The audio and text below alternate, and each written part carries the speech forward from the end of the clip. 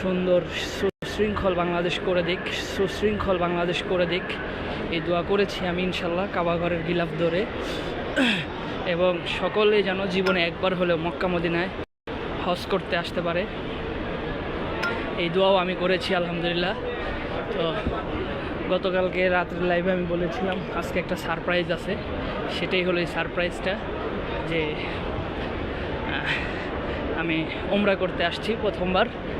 মক্কা আমি থাকি, এই আমার বাসায় থাকে আরাফার ময়দানের পাশে আমার বাসা, এখান থেকে প্রায় 15 রিয়াল ভাড়া আমাদের সেই কাঙ্ক্ষিত হেরাম শরীফে আসার জন্য। তো আমি যেটা কিনা আমি তো শেষ করে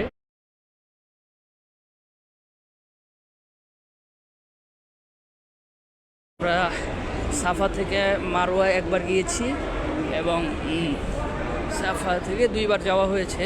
এখন আমরা আবার সাফা থেকে মারওয়াতে যাচ্ছি, মারওয়া থেকে সাফায় যাচ্ছি। এখন আমাদের 4র্থতম